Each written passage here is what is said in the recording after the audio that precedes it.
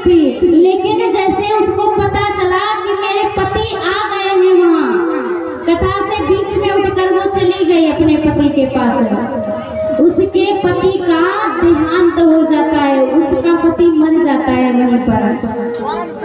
यही इसका महत्व है। कथा से बीच में उठकर नहीं जाना चाहिए जब तक आप प्रसाद नहीं ले लेते हैं, जब तक आपके हाथ में प्रसाद नहीं आता है, तब तक बीच में उठने का कोई नियम नहीं है कथा का। कलावती लीलावती की कथा, ये सत्यनारायण की कथा जिन जिन के घर में होती होगी उन लोगों ने सुनी होगी। इसीलिए कहते हैं आप लोगों से विनती करके कि कृपया करके कथा के बीच से उठकर मत जाया कीजिए, प्रसाद ले लीजिए थोड़ी देर रुककर, उसके बाद चले जाइए। हम नहीं रोकने वाले आप लोग को, बढ़िया आराम से जाकर सोइए घर में। बोलिए अवध बिहारी सरकार की।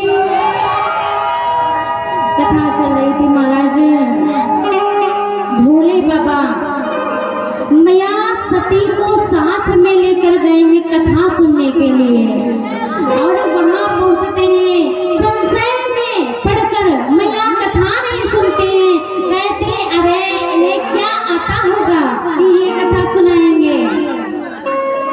मैया कथा नहीं सुनती हैं, भोले बाबा अकेले कथा सुनते हैं। मार्ग में जब जा रहे हैं भोले बाबा, तब जैसे ही प्रभु श्री राम जी को देखते हैं, जय सच्चिदानंद जग पावन, ऐसा कहकर भोले बाबा उनके चरणों में गिर जाते हैं, उन्हें प्रणाम करते हैं। जैसे ही मैया सती ने इतना देखा कि अरे मेरे स्वामी को क्या हो गया है, कहीं ये पागल तो नहीं हो गए, अरे ये जो दो राजकुमार हैं जो अपनी पत्नी के लिए रो रहे हैं, मेरे स्वामी त्रिलोकी नाथ होकर आज इन्हें प्रणाम कर रहे हैं। मैया के मन में संशय हुआ। अब भोले बाबा उन्हें समझाते हैं कि देवी ये स्वयं भगवान है, साक्षात परब्रह्म है, इन्हें प्रणाम कर लीजिए। लेकिन मैया कुछ नहीं सुनने वाली, उनके मन में तो पहले से ही संशय बैठा हुआ था। भोले बाबा सब समझ गए कि लग रहा है इनको बीमारी ने पकड़ लिया है। अब भोले बाबा कहते हैं कि देवी यदि आपको हमारी बातों पर विश्वास नहीं है तो आप जाइए और इनकी परीक्षा ले लीजिए, तब तक मैं वट वृक्ष के नीचे बैठा हूँ। मैया जाती हैं परीक्षा लेने के लिए। किनकी परीक्षा लेने गई है मैया? साक्षात परब्रह्म है जो शरीर रूप धारण करके आए हैं, उनकी परीक्षा लेने आज मैया गई हैं। मन में विचार करती हैं कि आखिर इनकी परीक्षा ले तो ले कैसे, क्योंकि मेरे स्वामी कह रहे हैं ये भगवान है, और यदि ये भगवान होंगे तो कैसे इनकी परीक्षा ली जाए। मैया ऐसा मन में विचार करती हैं कि इनकी पत्नी का हरण हो चुका है, रावण ने इनकी पत्नी का हरण कर लिया है, क्यों ना मैं इनकी पत्नी का रूप धारण करके जाऊं इनके सामने। यदि ये भगवान होंगे तो मुझे पहचान जाएंगे, और यदि ये साधारण पुरुष होंगे तो ये मुझे पहचान नहीं पाएंगे, ये तो मुझे अपनी पत्नी समझेंगे। मैया सती ने आज माँ सीता का रूप धारण कर लिया, और जिस मार्ग में भगवान जा रहे हैं, लक्ष्मण भैया और राम भैया जिस मार्ग से जा रहे हैं, आज मैया सती माँ सीता का रूप धारण करके उसी मार्ग में आगे आगे चलने लगी। देखिए कहते ना, नकल करने के लिए भी अकल होनी चाहिए, नहीं तो शकल बिगड़ जाती है। मैया सती ने नकल तो कर ली, लेकिन अपनी अकल नहीं लगाई। कहते एक बार की बात है, दो बहनें थी, गंगा और यमुना। एक बड़ी पतिव्रता थी जो गंगा नाम की थी, वो बड़ी पतिव्रता नारी, और यमुना अपने पति की बात बिल्कुल न माने। एक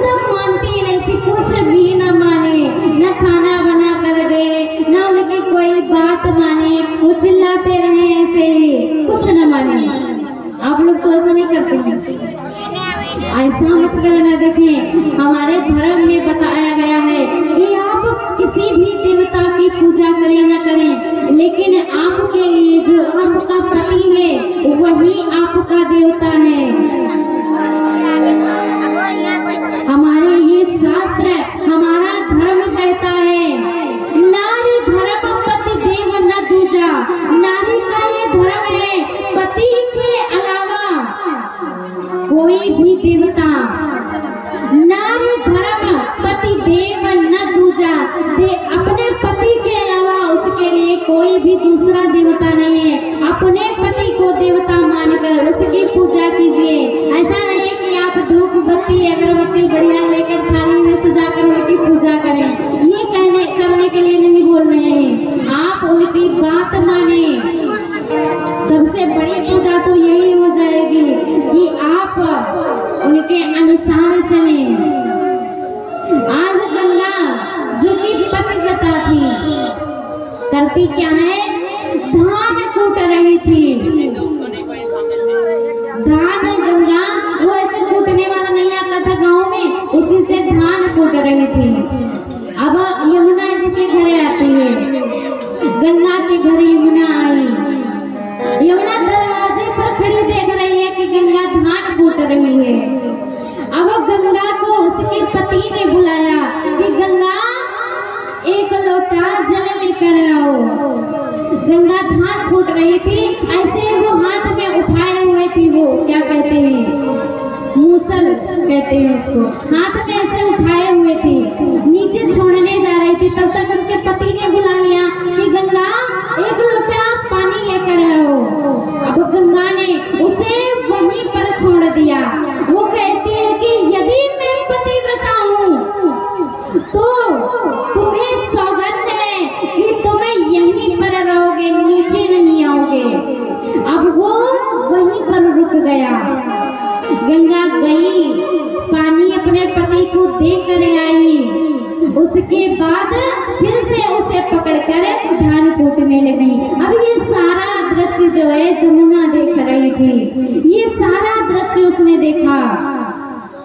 यमुना जाती है गंगा के पास, कहती अरे दीदी ऐसा कैसे हो गया, ये ऐसे रुक कैसे गया ऊपर, ये तो चमत्कार हो गया। कहती अरे ये कोई चमत्कार नहीं है, बस अपने पति की बात मानो। चमत्कार सारा उसी में है कि मैं अपने पति की सारी बात मानती हूँ। ये कोई मेरा चमत्कार नहीं है, ये सारा उसी के प्रताप का चमत्कार है कि अपने पति की बात मानती हूँ। अब तो इसने भी मन में विचार किया अपने कि आज से तो मैं भी ऐसा ही करूंगी। अब वो घर गई, उसकी नकल करना चाह रही थी। घर गई, धान लेकर बैठ गई कूटने के लिए और अपने पति को समझा दिया कि देखो मैं धान कूटने जा रही हूँ और जब मैं धान कूट रही होंगी तब तुम मुझसे पानी मांगना, ठीक है?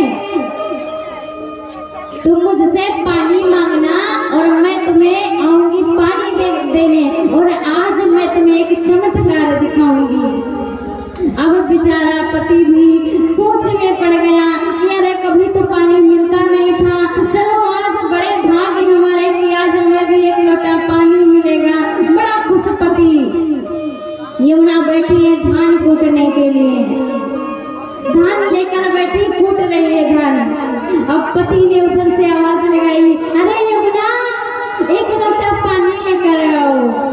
अब यमुना ऐसे धान कूट रही थी, उठाई ऐसे ऊपर और बोली यहीं पर रुक जाना, ठीक है, मैं अभी पानी देकर आती हूँ। जैसे ही उसने उसे छोड़ा सो उसका नाक मुंह सब बराबर हो गया। पति अब वो जोर से चिल्लाई, पति दौड़ कर आया, बोला लगता है चमत्कार हो गया, हो गया चमत्कार। पति ने भी देख लिया।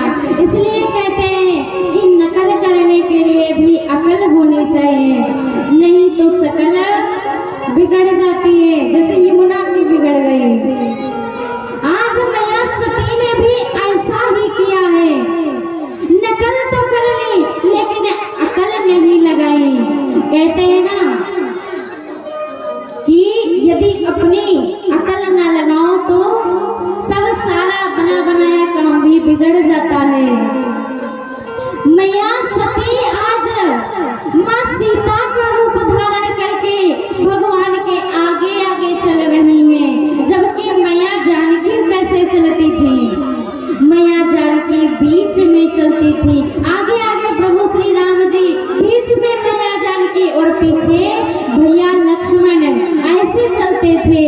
क्यों भया बीच सिया सोहती कैसे, ओ भया बीच सिया सोहती कैसे, ब्रह्म जीवा बीच माया जैसे, ब्रह्म जीवा बीच माया जैसे।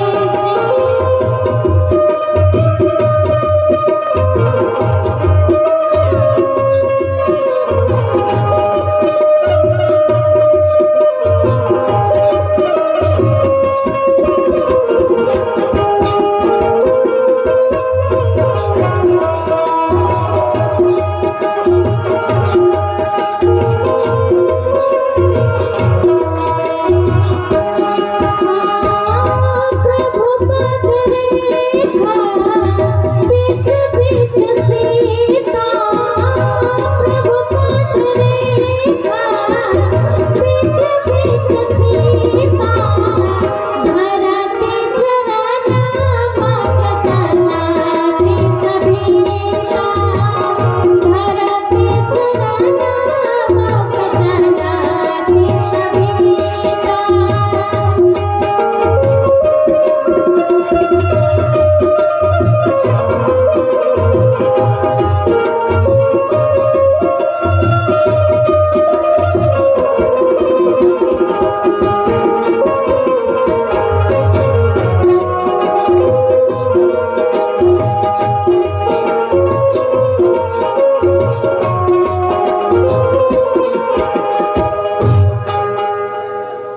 मैया जानकी कैसे चलती थी? ओ भया बीच सिय सोहती कैसे, ब्रह्म जीव बीच माया जैसे।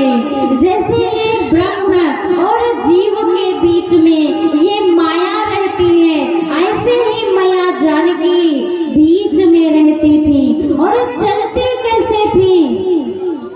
भगवान राम जी आगे जा रहे हैं, मैया जानकी ऐसे चलती थी कि जो भगवान के पग चिन्ह बन रहे हैं उन्हें बचा बचा कर, कि कहीं मेरे स्वामी के पग चिन्हों पर मेरे चरण न पड़ जाएं, ऐसे मैया बचा बचा कर चलती थी। लेकिन मैया सती कैसे चल रही है? आगे आगे चल रही है। भैया लक्ष्मण ने ये सारा दृश्य देखा लेकिन चुप रहे, कुछ बोले नहीं। क्यों? अरे जब बड़े भैया साथ में हैं तो हमारा बोलने का क्या फायदा? इसीलिए कहते हैं ना, जब हमारे बड़े हमारे साथ में होते हैं तो हमें वहाँ बोलने की आवश्यकता नहीं होती है, वहाँ छोटों को चुप ही रहना चाहिए। जैसे यहाँ लक्ष्मण भैया कुछ नहीं बोल रहे हैं। क्यों? क्योंकि उनके बड़े भैया उनके साथ में हैं। अरे भैया खुद बोलेंगे, हमें बोलने का क्या फायदा? भगवान राघवेंद्र सरकार ने ये देखा, अरे ये माँ को क्या हो गया है? भगवान उनके समीप जाते हैं और उन्हें हाथ जोड़कर अपने पिता समेत नाम लेकर कि मैं दशरथ नंदन पुत्र आपको प्रणाम करता हूँ। माँ, आप यहाँ जंगल में क्या कर रही हैं अकेली? अरे भगवान वृषकेतु कहाँ हैं? जैसे ही इतना राघवेंद्र सरकार ने बोला, अब मैया की समझ में सारी बात आ गई। अरे इन्होंने तो मुझे पहचान लिया, ये स्वयं परमात्मा है, परब्रह्म है।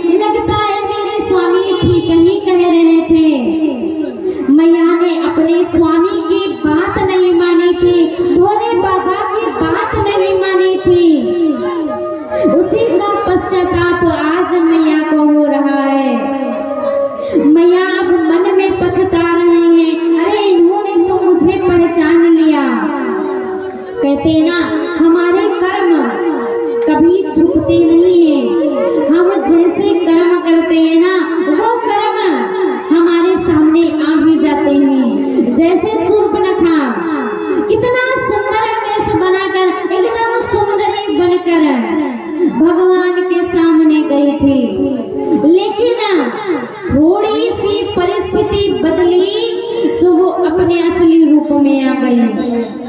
इसीलिए कहते हैं भगवान के सामने यदि जाओ तो कोई बनावट लेकर नहीं जाओ, कुछ भी बनकर मत जाओ। जब श्री हनुमान जी महाराज भगवान के समीप आए थे तब एक ब्राह्मण के रूप में आए थे।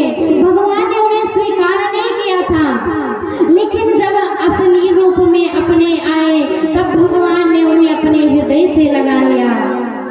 इसलिए कहते हैं कि ये सांसारिक छल कपट आप कितना भी कर लो, आपके मन में कुछ और है, मुख पर कुछ और है, ऐसे आपको भगवान कभी स्वीकार नहीं करेंगे।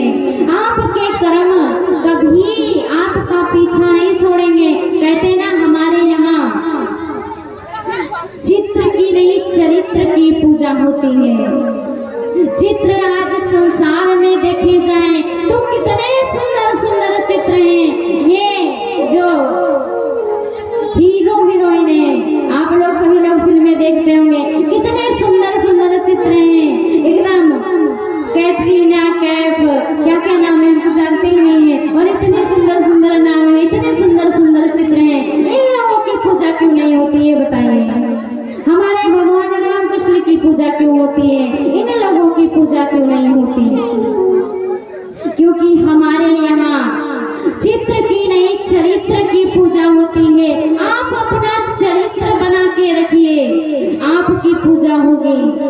किसी किसी परिवार में बोला जाता है ना कि अरे वो चले गए, बड़े अच्छे थे, वो एकदम चरित्र के इतने अच्छे थे, लोग उन्हें याद करते हैं। इसीलिए कहते अपना चरित्र अच्छा बना कर रखो। भगवान राम कृष्ण की कोई तस्वीर की पूजा नहीं होती, उनके चरित्र की पूजा होती है। वो संसार में आए थे, अपने चरित्र के कारण पूजे जाते हैं। आज वो मैया सती आज देखिए कर्म चाहे कैसा कर लिए, चाहे जितना वेश बना कर जाले, लेकिन भगवान ने फिर भी उन्हें पहचान लिया। आज मैया को पछतावा हो रहा है कि अरे मैंने अपने पति की बात नहीं मानी, और देखो इसका परिणाम आज मुझे मिल रहा है। मैया अपने दोनों नेत्र बंद करके उसी मार्ग में बैठ जाती हैं और देखती क्या है, जिधर मैया दृष्टि डाल रही हैं उधर ही राम लक्ष्मण सीता दिखाई दे रहे हैं। भगवान सोच रहे हैं यदि इनके मन में एक भी बूंद संशय रह गया तो ये आगे चलकर घातक हो जाएगा। इसीलिए भगवान अपनी लीला दिखा रहे हैं। मैया जिधर दृष्टि डालती हैं उधर ही राम लक्ष्मण सीता दिखाई दे रहे हैं। मैया अपने नेत्र बंद करके वही मार्ग में बैठ जाती हैं। भगवान अपने रास्ते पर चले जाते हैं। मैया उठकर अब भोले बाबा के पास आती हैं। अब भोले बाबा जब मैया से पूछते हैं कि देवी परीक्षा लेने गई थी, परीक्षा ले आई? मैया अब यहाँ अपने पति से झूठ बोल देती हैं। मैया कह क्या रही है भोले बाबा से कि कछु ना परीक्षा लीधा गोसाई, कछु ना परीक्षा लीधा गोसाई, कीन्ह प्रणाम तुम्हारी विनाई, कीन्ह प्रणाम तुम्हारी विनाई। मैया झूठ बोल देती है। आज कहते कछु ना परीक्षा लीन गोसाई, कीन्ह प्रणाम तुम्हारी विनाई। हे स्वामी मैंने कुछ भी परीक्षा नहीं ली, जैसे आपने प्रणाम किया था वैसे ही मैं भी प्रणाम करके चली आई। अब देखिए भोले बाबा ने कैसे प्रणाम किया था भगवान को। भोले बाबा ने साष्टांग प्रणाम किया था, एकदम लेट कर प्रणाम किया था। और महिलाओं के लिए ये साष्टांग प्रणाम वर्जित है। महिलाएं भगवान को लेट कर प्रणाम नहीं कर सकती हैं। कोई करता है क्या गाँव में? जो करती होंगी वो आज से ध्यान देंगी। महिलाओं के लिए ये निषेध है। महिलाएं भगवान के सामने कभी लेट कर प्रणाम नहीं कर सकती हैं। उनके लिए पांचांग प्रणाम बनाया गया है। ये लेट कर प्रणाम, साष्टांग प्रणाम केवल पुरुषों के लिए है। मैया आज यहाँ झूठ बोल रही है और झूठ बोलना भी नहीं आया। इतनी मैया विद्वान है जिन्हें श्रद्धा और विश्वास के रूप में पूजा जाता है। वही मैया आज भोले बाबा से झूठ बोल देती है। कहती है मैया कि हे स्वामी, मैंने कुछ भी परीक्षा नहीं ली, आपने जैसे प्रणाम किया वैसे ही मैं भी प्रणाम करके चली आई, कुछ भी परीक्षा नहीं ली। भोले बाबा को मैया की बातों पर विश्वास नहीं होता है। अब भोले बाबा तब शंकर देख्यो धरि ध्याना, सती जो कीन्हा चरित सब जाना। भोले बाबा ने ध्यान लगा कर अब देखा और भोले बाबा देखते क्या है, अरे मेरी पत्नी ने मेरी माँ का रूप धारण कर लिया। भोले बाबा प्रभु श्री राम जी को अपना पिता, अपना गुरु मानते हैं। मैया जानकी को अपनी माँ के समान पूजन करते हैं। ऐसे ही राम जी भी भोले बाबा को अपना पिता और अपना गुरु मानते हैं। मैया सती को अपनी माँ मानते हैं। माँ कहकर ही राम जी ने प्रणाम किया था। आज भोले बाबा ने ध्यान लगा कर देखा, देखते क्या है कि आज मेरी पत्नी ने मेरी माँ का रूप धारण कर लिया है। अब जो करहु सती सन प्रीति, मिटहि भगति पथ हो ही अनीति। भोले बाबा ऐसा मन में विचार करते हैं कि यदि अब मैं सती से प्रीति रखता हूँ, यदि सती से कोई रिश्ता रखता हूँ, पति पत्नी का धर्म रखता हूँ, तो मेरी भक्ति चली जाएगी। भोले बाबा मन ही मन मैया का त्याग कर देते हैं। मैया को कुछ बताते नहीं है, कुछ स्पष्ट रूप से बताया नहीं कि मैंने आपका त्याग कर दिया है, लेकिन मन ही मन त्याग कर देते हैं। बताते क्यों नहीं है? क्योंकि यदि बताएंगे तो मैया को पीड़ा होगी और भोले बाबा वो पीड़ा मैया को देना नहीं चाहते हैं। कहते हैं, इसीलिए कहते हैं गाँव में क्या हर जगह कहते हैं सास को कभी बहू की साड़ी नहीं पहननी चाहिए, या फिर बहू को सास की साड़ी नहीं पहननी चाहिए। क्यों? देखिए, जैसे मैया ने माँ सीता का केवल रूप बनाया था और भोले बाबा ने उनका परित्याग कर दिया। ऐसे ही मान लीजिए कोई सास अपनी बहू की साड़ी पहनकर जा रही है, उसका बेटा पीछे से देखता है, क्या वो सोचेगा, अरे ये तो मेरी पत्नी जा रही है। एक बार उसके मन में विचार आएगा कि नहीं आएगा, अरे ये मेरी पत्नी जा रही है। उसे क्या पता पीछे से कौन समझ सकता है कि पत्नी जा रही है कि माँ जा रही है। यही विचार यदि उसके मन में आ गया और आपका पतिव्रत धर्म, पति पत्नी व्रत धर्म भंग हो गया। इसीलिए कहते हैं कि माँ को, सास को कभी बहू की साड़ी नहीं पहननी चाहिए और बहू को भी। आज माँ ने, मैया सती ने रूप धारण किया था और भोले बाबा ने उनका परित्याग कर दिया। भोले बाबा कैलाश पर्वत की तरफ चलते हैं। सुंदर आकाशवाणी होती है कि हे स्वामी, ऐसा प्रण केवल आप ही ले सकते हैं। मैया पूछती है बाबा से कि अरे स्वामी, आपने ऐसा कैसा प्रण ले लिया है कि देवता आपकी जय जयकार कर रहे हैं। हो एक कैलाश